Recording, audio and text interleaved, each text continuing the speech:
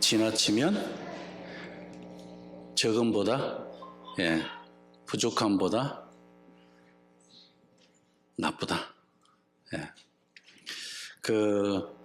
오늘의 설교를 현진근의 소설 운수 좋은 날이라는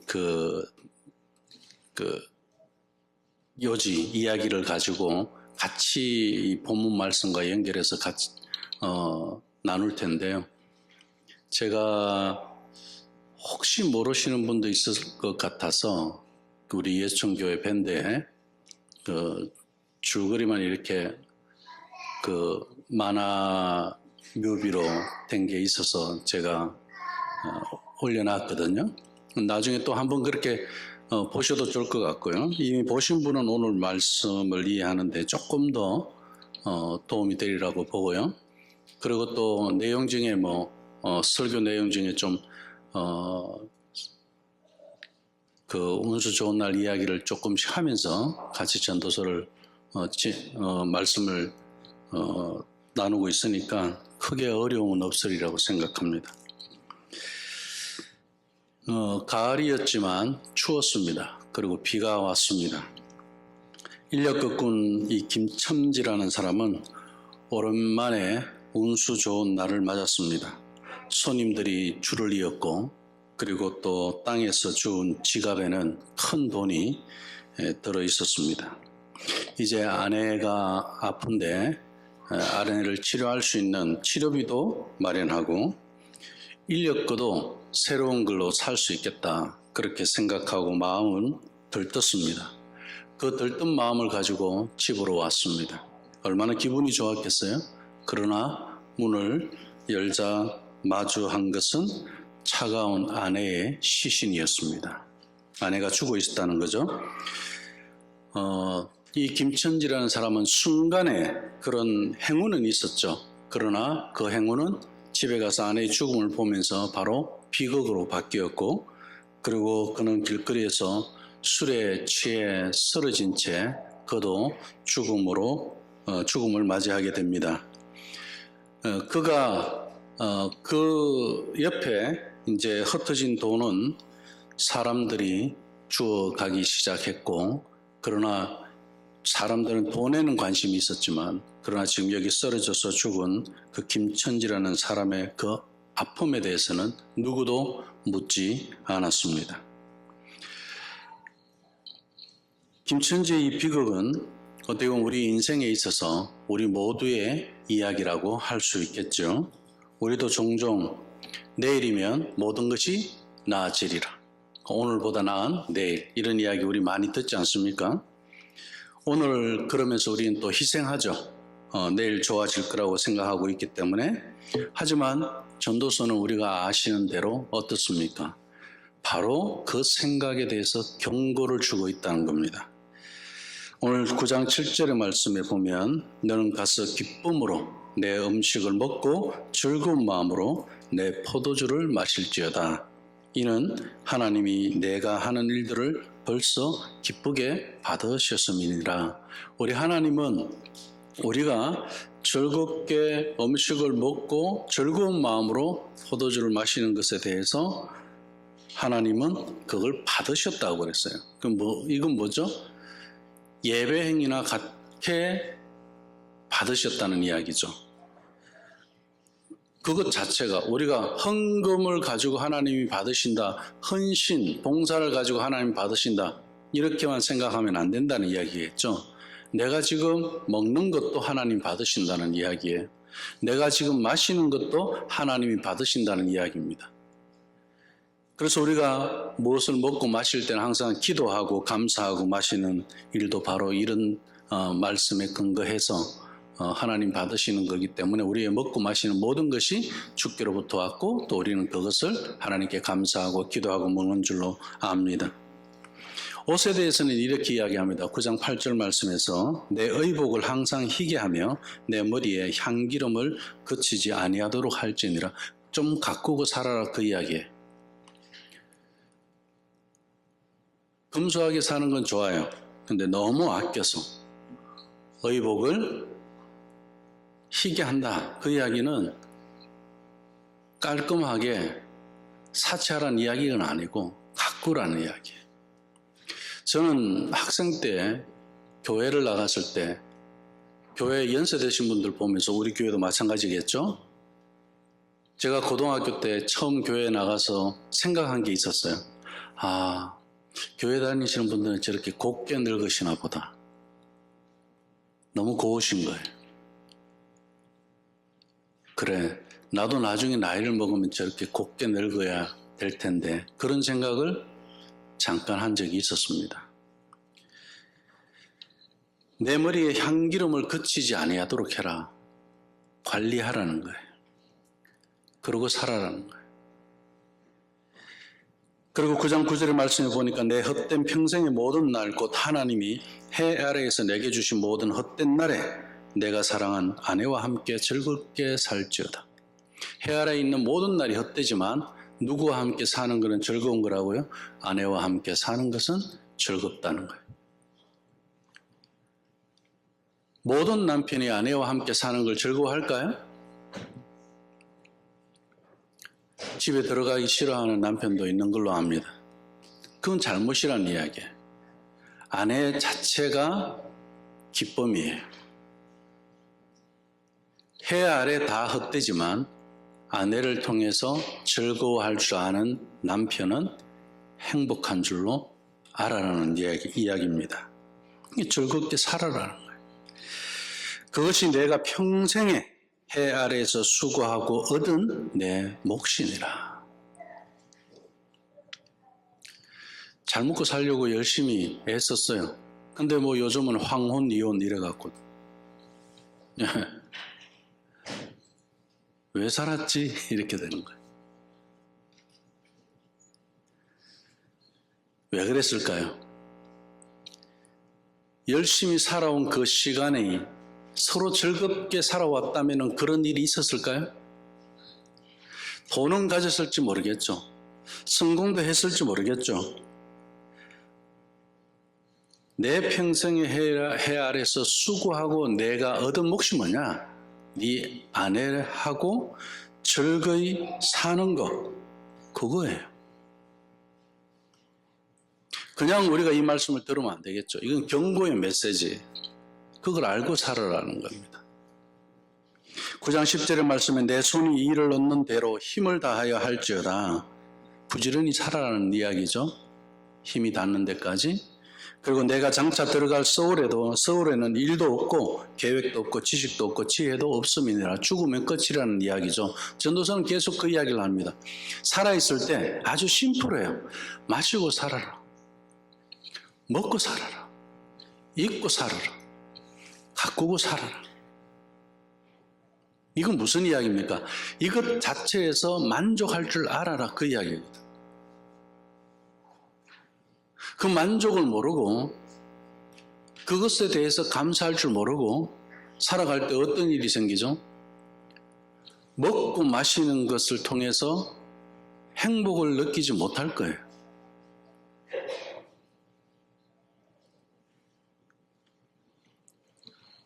김천지는 오늘의 기쁨을 붙잡았지만 그 기쁨이 덧없는 것임을 몰랐습니다. 우리가 일상에서 경험하는 기쁨들 있죠. 이제 전도서를 통해서 우리가 정리가 돼야 됩니다. 가족과 함께하는 시간이 일상에서 경험하는 최고의 기쁨인 줄로 믿습니다. 일에서의 또 성취감이에요. 힘들죠. 바쁘죠. 피곤하죠. 하지만 오늘도 하나님께서 나에게 손과 발에 힘을 주셔서 공부할 수 있었다. 그리고 나에게 하나님께서 건강을 주셔서 내가 땀 흘리고 일할 수 있었다. 그때 신이 나고, 그리고 하나님이 나를 지켜주시고 나에게 일용할 양식을 공급하신다는 것을 그때 알게 되는 거예요. 그런데 사람은 참 희한하죠. 피곤할 때 피곤하다고 말할 수 있어요. 넘어졌을 때도 저는 이왕이면 넘어진 김에, 아이들도 제가 항상 넘어지면 바로 안 세웠어요. 넘어진 김에 좀 누워있으라. 그리고 손가락만 이렇게 좀 지가 붙잡고 이제 안 일으켜줘. 언제 누워있겠어요? 넘어진 김에 누워있어야지. 사는 게 그런 거예요. 넘어질 수 있죠. 안 다쳤으면 됐고, 다치면 또 뭐 치료해서 나으면 되는 거고, 살면서 그렇게 가는 거예요. 뭐 고통도 있고 아픈 것도 있고. 그런데 어떻게 모든 것을 즐길 줄 알아요. 수고에 대해서. 전도서가 헛되고 헛되다고 하니까 염세적으로 우리가 볼 수 있겠지만 굉장히 낙천적이라는 거예요. 이 두 가지를 구별하고 살아가고 있는 사람은. 그래서 일에서의 성취감도 가져요. 일 중독을 이야기하는 거 아닙니다. 가족을 희생시키면서까지 또 나의 인격을 팔면서까지 그렇게 살지 말라. 사랑하는 믿음의 공동체 식구들하고 잠시라도 대화할 수 있었다면, 따뜻한 말 한마디 던질 수 있었다면, 우리가 길 가는 사람, 그 사람이 따뜻함을 느낄 수 있을 정도로 작은 어떤 선을 하나 행했다면, 이 모든 것이 하나님이 주신 선물인 것을 인식하고 살아가라는 그런 초대의 말씀이 바로 이 전도서입니다. 특히 오늘 본문은 지나침과 부족함을 넘어서서 오늘을 살아라는 그런 메시지입니다. 영어 설교 주보, 영어 주보 만드는 것 때문에 우리 조영희 집사님 예배 사역팀장 우리 영어 설교 제목 알아서 그동안에 냈는데 늘 나오는 거하고 다르니까 이번에 물으는 것 같아요. 설교 제목을 어떻게 할까요? 그래서 제가 과유불급 그러면 여러 문장들이 나오잖아요. 근데 이번에는 제가 enough is enough 그걸 선택을 했습니다. 늘 우리는 부족함이 없이 사는 줄로 믿습니다. 부족하지 않아요.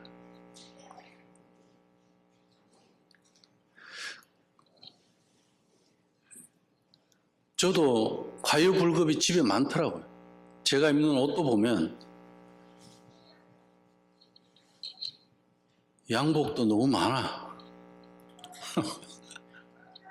이 과유불급 아닌가? 그런 생각을 가져요. 좌우지간 이 덧없는 인생과 예측할 수 없는 삶이 있기 때문에 전도자는 이렇게 이야기하고 있다는 것을 오늘 11절과 12절 이어가면서 계속 말씀을 합니다. 예측 불가능한 인생을 우리가 살고 있다는 거예요. 11절 말씀, 내가 다시 해 아래에서 보니 빠른 경주자들이라고 선착하는 것이 아니며 용사들이라고 전쟁에 승리하는 것이 아니며, 우리 그런 말 많이 하잖아요. 학교 다닐 때 공부 1등 한다고 해서 사회 나와서 다 사장님 되고 1등 하는 거 아니더라. 이런 말 많이 하잖아요. 똑같아요. 용사들이라고 해서 훌륭한 장군이라고 해서 전쟁에서 항상 승리하는 거 아니더라.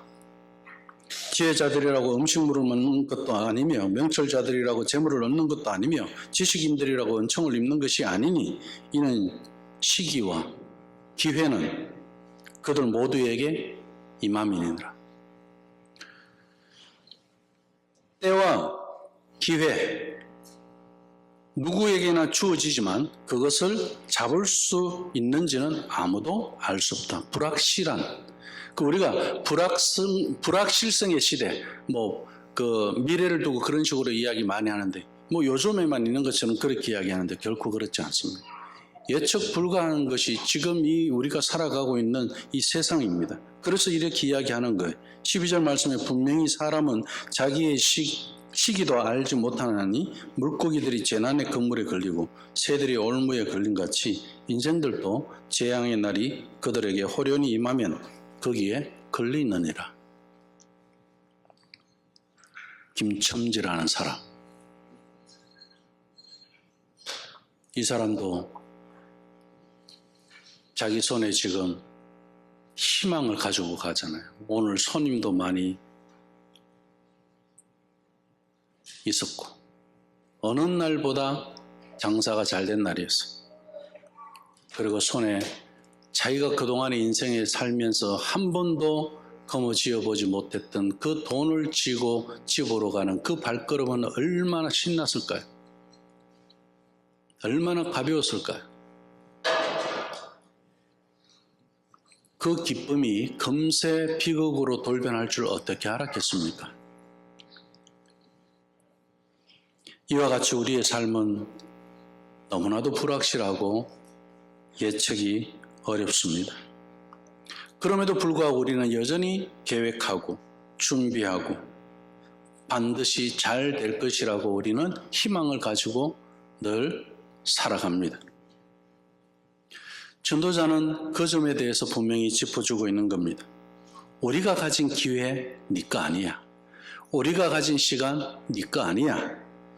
모두 하나님의 주권 아래 있음을 깨달을 때 그때 하나님을 의지하게 되는 거예요. 시간마다 때마다 예측 불가능한 인생을 하나님이 왜 주시느냐? 하나님을 의지하게 하기 위해서 주신다는 거예요.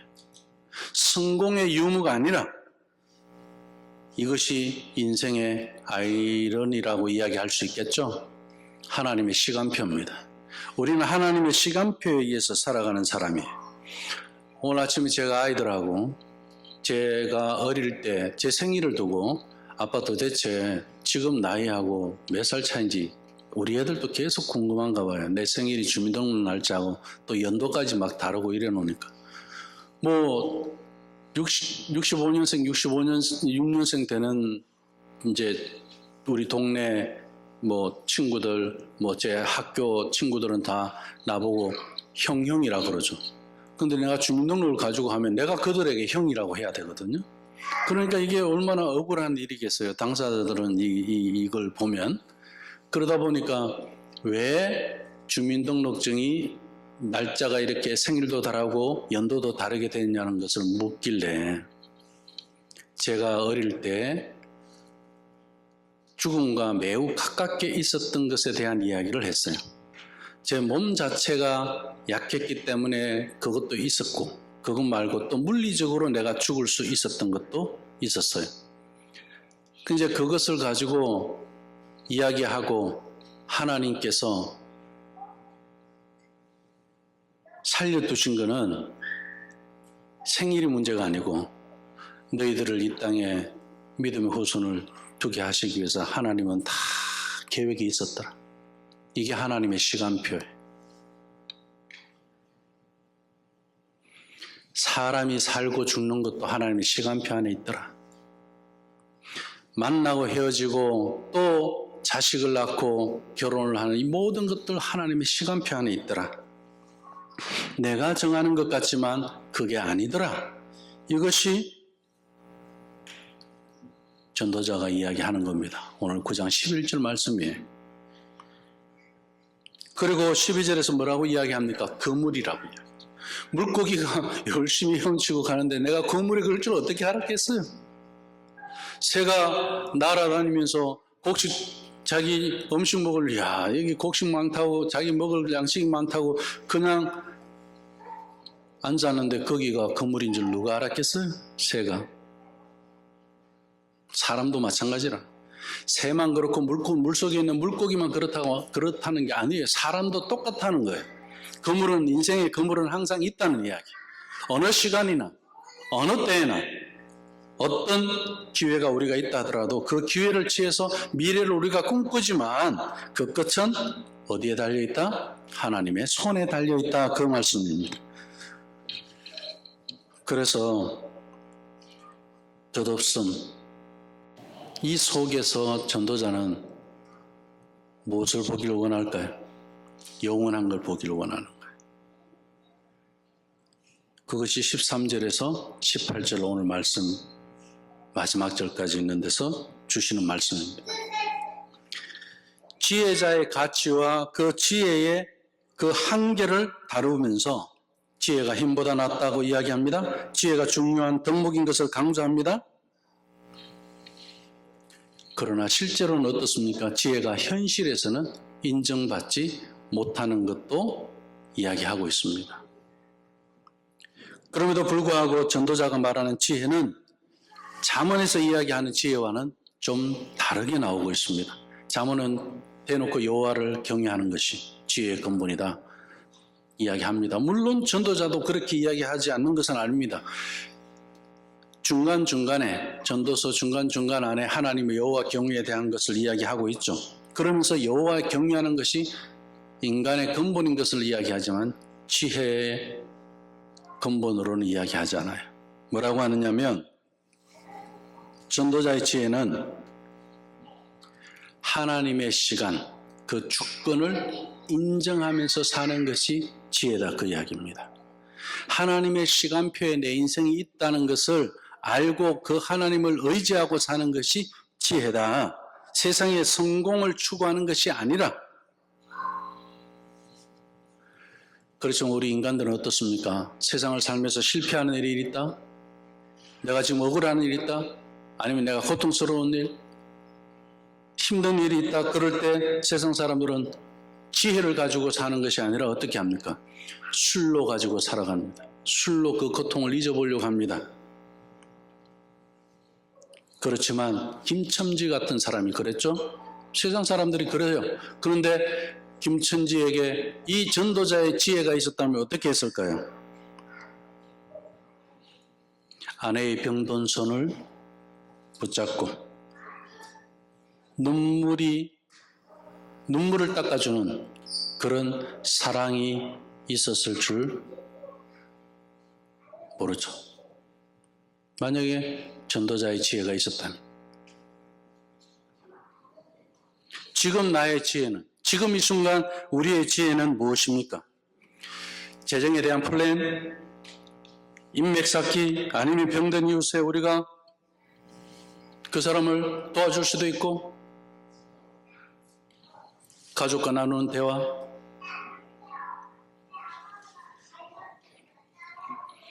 전도자는 인생의 계획에 대단한 걸 이야기하지 않습니다.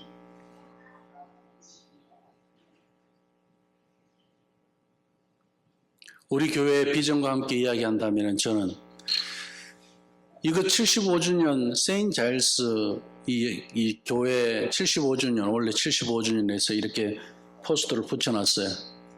여기 10편, 90편 1절, 2절 말씀을 해놨어요. 저 내용 보셨어요? 저는 주일마다 여기 오면, 강대상에 오면 저걸 보면서 이 기도를 두고 기도가 안 나올 수가 없어요. 우리 예충교회가 75주년 됐을 때 어떻게 예배하고 있을까? 아마 이 자리에는 모자랄 거예요. 아멘. 왜요? 여기는 그게 안 됐잖아요. Lord, you have been our dwelling place. 성전이죠. 하나님이 거하는 곳. Dwelling place throughout all generations. 너무 가슴이 아파요. 이 교회에 지금 그런 일이 일어나지 않고 있잖아요. 아이들이 없잖아요. 그리고 심지어 어떻게 우리 주일학교 저기 클래스룸을 어떻게 지금 바뀌어가고 있어요. 아이들이 놀 수 있는 그 장난감이며 의자며 이런 거 이제 다 치우고 뭐 다른 걸로 바뀌고 있는 상황이잖아요. 안타깝지 않습니까? 75년 전에 그 생각을 했을까요, 이 교회가? 75년 후에 이런 일이 있을 것을 상상이나 했었겠습니까? 이런 빌딩을 지을 때만 해도 이런 날이 올 거라고 상상이나 했겠습니까? 그런데 75주년에 하나님의 말씀이 10편, 90편 1절, 2절 말씀이 지금 이 순간 하나님이 우리에게 주시는 지혜가 무엇일까요? 75년 뒤에 내가 이 땅에 없을 때, 우리는 하나님 앞에 가 있을 때 이 후대가 전도자의 지혜를 가지고 살아가는 이 후대가 있어야 된다. 하나님을 의지하는 후대가 있어야 된다. 하나님의 시간표에 따라서 죽고 살아가고 인생을 그렇게 알고 살아가는 후대들이 있어야 된다.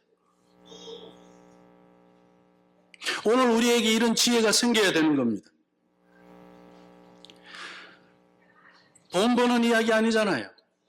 먹고 사는 데서 우리가 힘들고 고통스럽고 스트레스 받는 이야기 아니잖아요. 이것은 어디에서 치유가 될까요? 이 말씀 안에서 하나님을 의지하는 데서 우리의 스트레스가 치유되는 것이고 우리의 욕심이 해결되는 것이고 우리의 그런 어떤 자기의 시간표 안에서의 인생을 짠 그런 모든 계획표들이 하나님의 시간표 안에서 해결이 되는 것이고 내가 하나님을 의지하게 되는 이것이 전도자의 지혜입니다.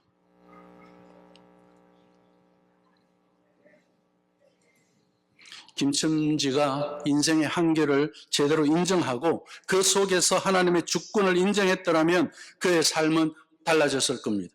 전도서의 지혜는 그저 세상에서의 성공이 아니라 하나님 앞에서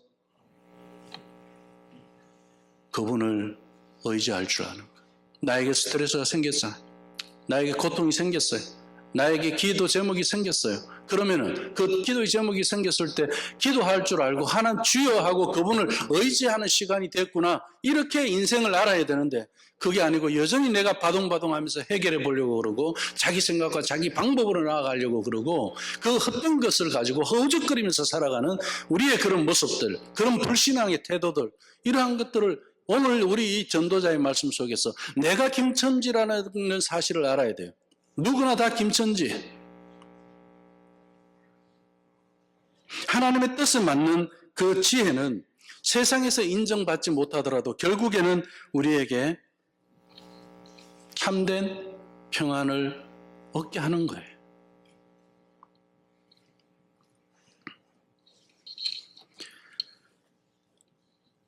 죽은 시인의 사회 영화에서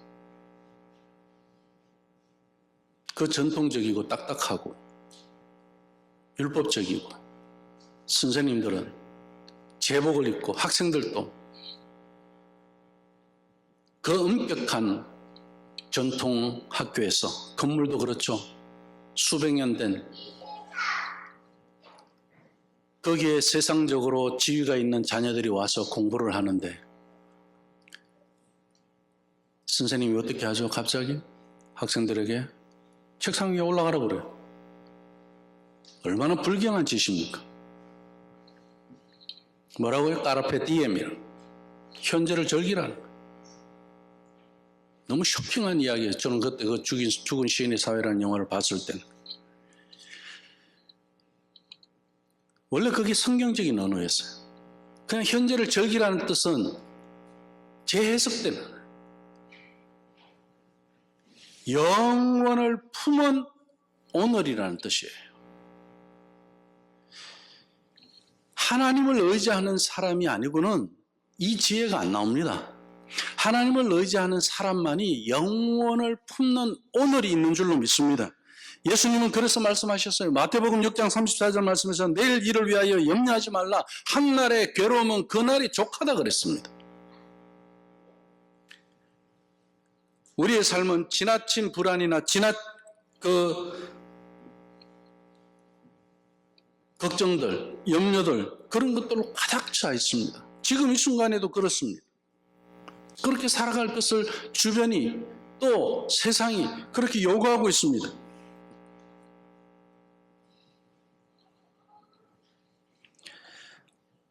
이 과유불급이라는 말처럼 지나침도 좋지 않고요.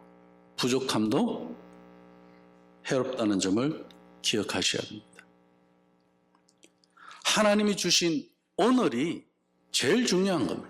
하나님이 주신 지금이 제일 중요한 겁니다. 이 시간에 내가 하나님을 예배할 수 있는 것, 이것은 나에게 내 인생에 있어서 기적과 같은 일이에요. 우리가 매주 드리니까 그렇게 기적으로 생각하지 않을 수 있습니다. 그러나 드리고 싶어도 드리지 못하는 김첨지가 얼마나 많습니까?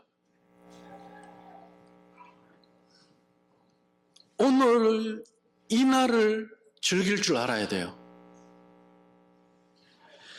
그 속에서 영원이 있기 때문에 그렇습니다. 지금 오늘 여기에 영원이 있는 겁니다. 일상이 없이 어떻게 일생이 있을 수가 있겠습니까? 그렇다면 우리가 이 일상 속에서 아주 심플한 걸 한번 이야기해 보자고요. 요즘 제가 재미를 들인 게 하나 있어요. 모든 게 빨리빨리 돌아가니까 뭐 커피도 그냥 빨리 태워 먹어. 뭐 그런 거 그죠? 근데 저는 이제 커피 갈고 이렇게 드립이라 그럽니까? 이제 이렇게 뜨거운 물 끓이고 그리고 천천히 내려서 마시는 커피. 그게 맛을 좀 들였어요.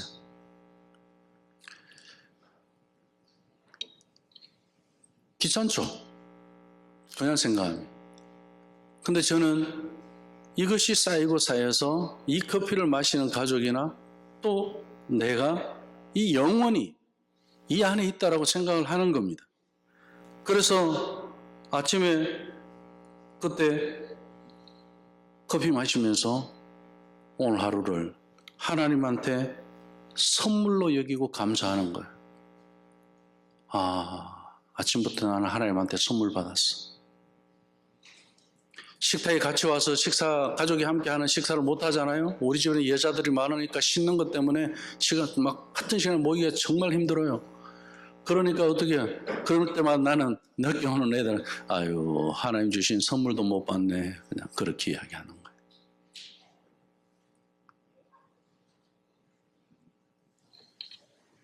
우리가 일하면서도 마찬가지입니다. 뭐가 그렇게 바쁘다고 핸드폰 보면서 그 이야기를 해요. 점심시간에 우리가 일하다가 잠깐 밥 먹는 시간이 있다. 그러면은 그런 거 그냥 내려놓고 같이 눈 마주치면서 대화하면 얼마나 좋습니까? 그죠? 그 정도로 우리는 이 지금 안에 영혼을 보고 살아가지를 못하고 있습니다. 저녁 시간도 마찬가지입니다.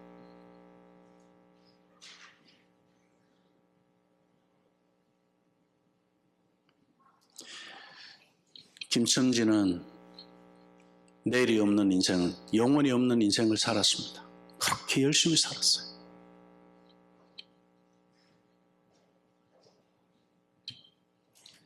결국 김천지에게는 사과나무가 없었어요.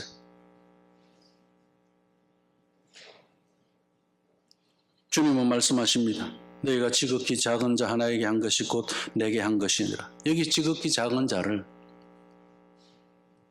내 이웃이 될 수도 있겠죠. 어려운 사람이 될 수도 있겠고.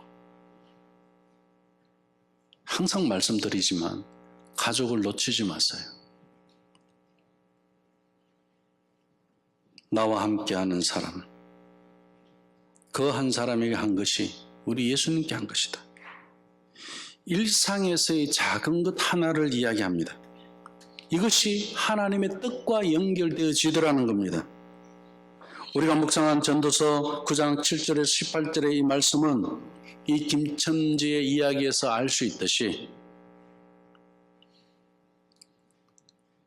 극심한 가난 속에서 열심히 산 것은 인정이 됩니다. 그러나 아내의 병간호조차 제대로 하지 못했습니다. 밥 한 그릇, 약 한 첩을 구하지 못하는 절망적인 상황은 아내가 떠나고 난 다음에 후회로만 남았습니다. 그리고 그의 삶을 짓눌렀어요. 그러니까 본인도 자기의 생을 스스로 마감할 수밖에 없는 그런 상황이 온 겁니다. 비가 오는 날, 운수 좋은 날이 될 수가 없죠. 그런데 이 사람에게는 정말 운수 좋은 날이 됐어요. 예상치 못한 도움과 행운을 얻었습니다. 복분 맞은 것처럼 이 갑작스러운 행운은 그를 현실 감각에서 멀어지게 했어요. 과도한 희망에 사로잡히게 합니다. 그래서 김천지는 돈이 모든 문제를 해결할 거라 믿었지만 오히려 그것이 화근이 된 거예요. 돈은 그를 구원하지 못했습니다. 오히려 더 깊은 절망으로 몰아넣었습니다. 절망에서 희망으로, 희망에서 다시 절망으로, 이런 급격한 변화는 그의 정신을 아예 그냥 붕괴시켜버린 겁니다. 돈과 행운은 일시적인 거예요. 영원한 해결책이 될 수 없습니다. 김천지의 비극은 바로 여기에 있는 거예요. 일을 스탑할 수 있었어야 됐어요. 그리고 자기 손에 그 돈을 좀 내려놓고 생각할 수 있었어야 됐어요. 그랬다면은 그 돈 대신에 약 한 첩이라도 사서 집으로 갈 수 있었겠죠. 너무 많이 희망하거나 너무 적게 절망하지도 말라는 것이 전도서의 지혜입니다.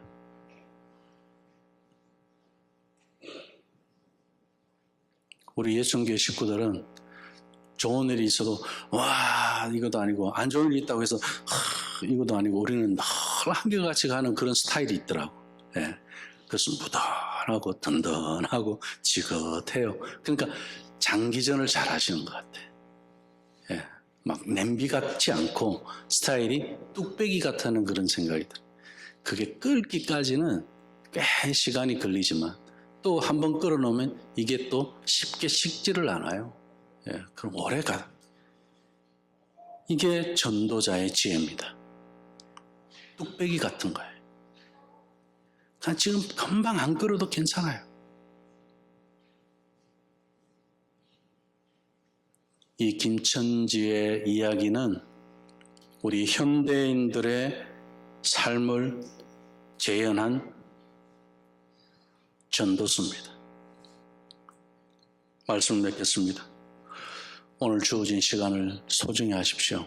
우리가 예배하는 시간, 기도하는 시간, 말씀을 듣는 시간, 찬양하는 시간, 가서 같이 밥 먹는 시간, 아이들과 함께 가르치고 배우는 시간, 제자도 시간, 그리고 훈련되어지는 모든 것들이요 하나님 주신 선물이 아니고는 우리에게 되어질 수가 없다는 사실을 알아야 합니다. 왜요? 나도 더 벌고 싶죠. 나도 주일날 빠지고 싶죠. 나도 내가 돈 얼마든지. 그죠? 그런데 하나님이 주신 그 선물을 내가 지금 누릴 수 있다는 것 은혜인 줄로 믿습니다.